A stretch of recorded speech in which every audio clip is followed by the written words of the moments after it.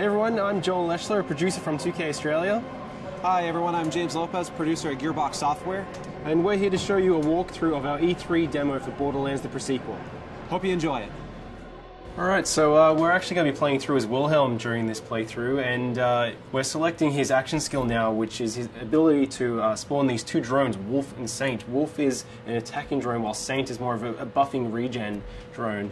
We're going to go down the Cyber Commando skill tree. This one's really cool because if fans remember Wilhelm from Borderlands 2, he was just a giant loader with a human head on top. But in this game, it's his origin story, and he starts out just as a man. But you have the ability by going down this skill tree to start turning him into that giant robot that he was in Borderlands 2. We're selecting the Power Fist skill here, and you'll see that they actually replaced his arm with this robotic one. This one's really cool because it'll deal extra melee damage, and you can actually attack enemies from further away. And if you look at the Shock Absorbers one, which replaces his leg with a robotic leg, this allows you to shoot and reload while you're sprinting, which can come in really handy. The Meteor Slam is also really useful because the butt stomp or ground pound or slam or whatever we're calling it today is really, really powerful in Borderlands the Pre-Sequel. When you're playing in low gravity, you're able to do this huge amount of damage when you slam down to the ground. And that's about all the skill points we can use right now, but we're pretty close to leveling up again. So when we do, we're going to show you the Vengeance Cannon, which is Wilhelm's capstone skill inside the Cyber Commando tree. Yeah. We have a look here, we actually just shot an air geyser, and when these are shot, they shoot out this oxygen which replenishes your Oz kit, but it also propels you up in the air. And the higher you get, the more damage you can do from your butt stomp. So if you hold that crouch button, you slam down on the ground, you deal this huge amount of damage to enemies on the ground. Yeah, geysers are a great way to do a slam immediately instead of having to kind of like prime yourself for it. You can hop on one of those and just immediately move off it and slam someone into oblivion if you want to. Here's another example of how the levels are informed by low gravity in Borderlands the Pre-Sequel. You're able to do these massive leaps and bounds, and really you have a lot more freedom as a player. The scope of travel has increased so much. And we're able to use the air boost by venting some oxygen. You're actually able to go even further by propelling yourself forward or even higher. Yeah, and it's cool that we have these abilities. They obviously come with some cost on the oxygen meter, but we get plenty of ways for you to get that oxygen back. You know, we've got oxygen canisters that drop from when you kill enemies. We have the air geysers. We have other like cracks in the ground that air can come out of. They won't give you that jump, but they will give you back your oxygen. We also have oxygen generators, and even like certain Oz kits will allow you to create an oxygen bubble whenever you do a slam attack. Now these enemies that we're fighting at the moment, the Kragans, they're some of the moon beasts. They're essentially these moon rock monsters, but because this is Borderlands, they absorb elemental attributes as well, and these ones have absorbed cryo damage. We have a lot of liquid methane around this area of Lopez, and they've kind of inherited those abilities, and they're kind of doing cryo damage towards you. But you have the ability to kill them, but what's really interesting about these guys is when you kill them, they actually shatter into two smaller Kragans. Yeah, so you might start off one-on-one and feel like you've got a pretty even fight, but as they break into smaller groups and become more numerous, you might have a really big fight on your hand. Alright, why don't we try and show off Wolf and Saint here, Wilhelm? Alright, so Wilhelm just deployed Wolf and Saint. Those are his two drones. Wolf is going to go out and cause some trouble. Saint's going to stay fairly close by to replenish Wilhelm's shields as if they ever drop. Now, our Wilhelm player is pretty pro, so you know, might need to get a little bit of a more challenging fight for him.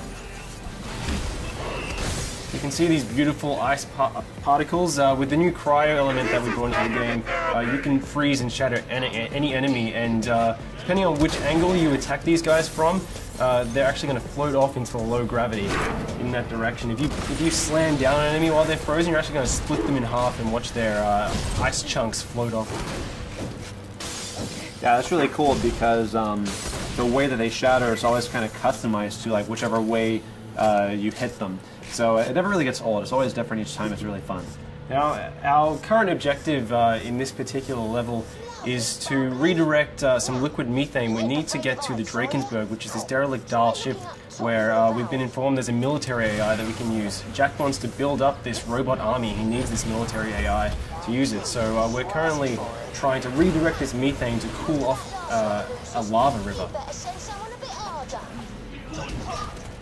Now, we were just fighting the Kraken, but over here you can actually see that some of the scavs are actually riding them, which you know, you gotta watch out for because you have two enemies attacking you, and whenever you kill one of these Kraken riders, you might get a couple of little Kraken riders coming out of them. You see, Wilhelm was also using these jump pads, so along with the oxygen geysers, we have these dial jump pads which are placed throughout the levels, and some of these shoot you straight up into the air, and other ones kind of propel you really far forward. Again, if you manage to chain some of these together, you can get really, really high and do a slam, which does a massive amount of damage. Look at some of these guys, you'll see that some of these scavs have this sort of orange bubble over their head. That's their oxygen bubble. That means that if you crack that bubble, then they're going to take oxygen damage because they're not able to breathe. Which is a really cool way because you can kind of do a hit and run. You don't have to worry about necessarily about finishing them off if you're taking too much heat. You can just wait for them to asphyxiate. But some of these guys also have shields and air bubbles, and so they're a little more of a stronger fight. You have to watch out with those guys because they're more dangerous.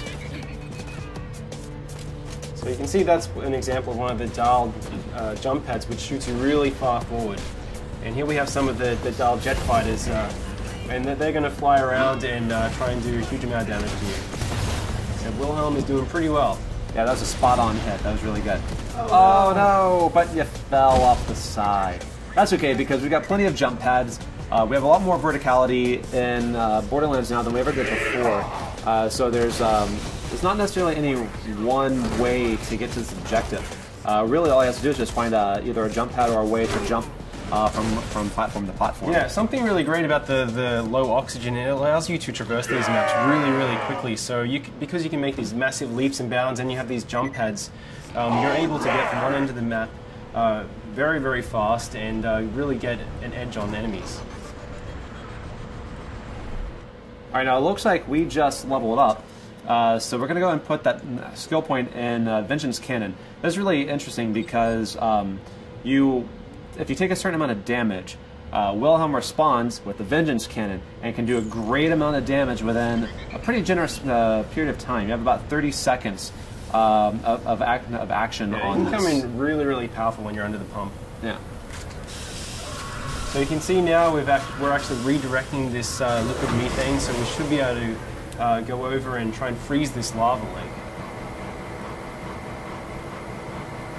Alright, so once this pipe connects, we actually have another route on how we can get to the next objective. You could just go down to the ground if you wanted to, but because of the verticality in the pre-sequel, we can actually continue along this path here. All you have to do is have the option to make the jump, and then you can actually run along this pipe here.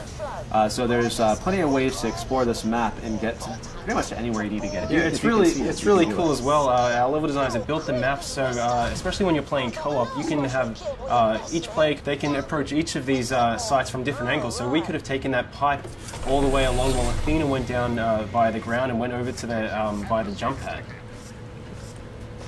Yeah, people that are especially fond of sniping should keep an eye out for these kind of opportunities because you get a superior angle from which you can snipe off those oxygen bubbles or just do just a bunch of damage in general. Yeah, absolutely. So we're going to continue along this way, and Athena's going to continue on the ground, and they're both going to, she's going to jump across this chasm here, and we're going to get on to the next big fight. Yeah, we should be able to ambush these guys by taking them from two different angles. Once Wilhelm, finds a way to jump over this. There we go.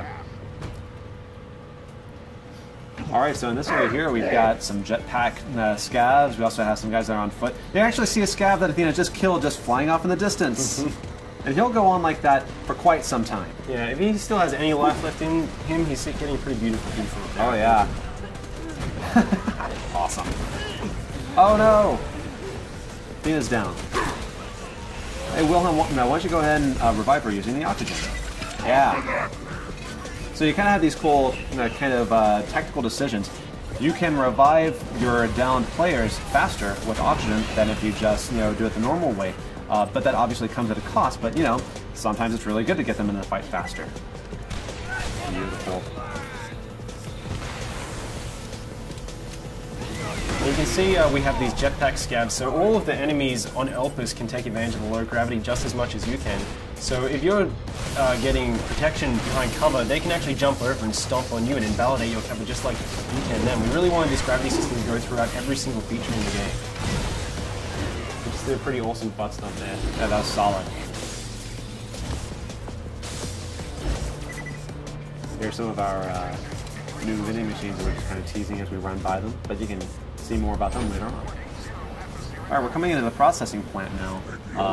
This is actually where you just directed the liquid methane to, and it's really important that you do this because we're going to use it to freeze a lava river so we can form a natural bridge that we can cross over to the Drakensburg, which is in the next map. Now this has a lot of enemies in it. Definitely a good time to bring out Wolf and Saint. Yeah, try and use those jump pads to get a height advantage of the players as well. If you stomp down.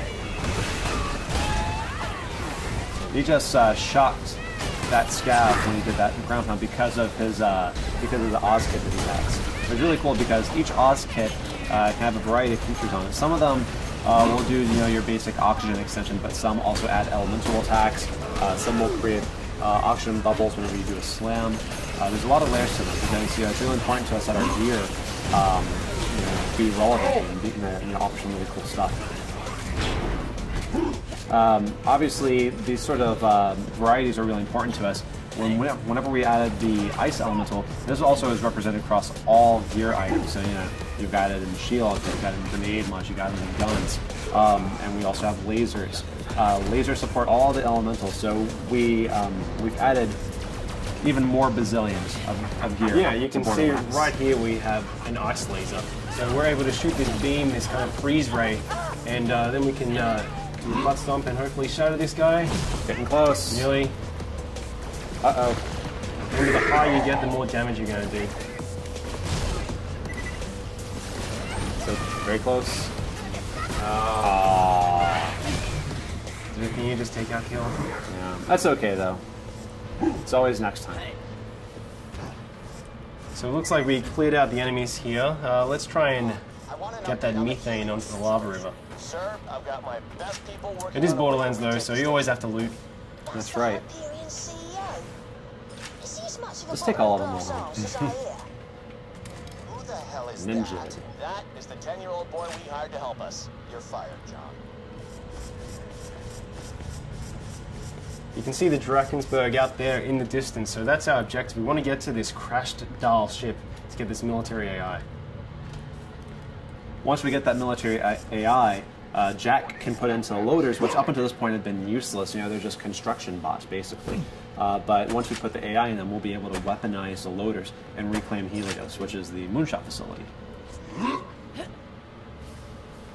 need you to dump the methane from the reservoirs into the lava. We'll create our own path by cooling it off. This is gonna be ace. The lake should be safe now. Let's get to the Drakensburg. Alright, success. So you can find that Let's make our way over to the Drakensburg. Lads, looks like we're going to have guests over.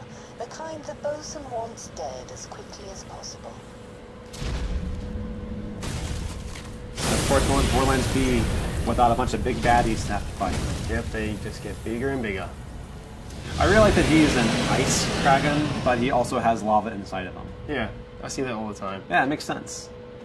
All right, guys, and that's our E3 demo. We hope you enjoyed seeing it. Please stay tuned for more pre-sequel news.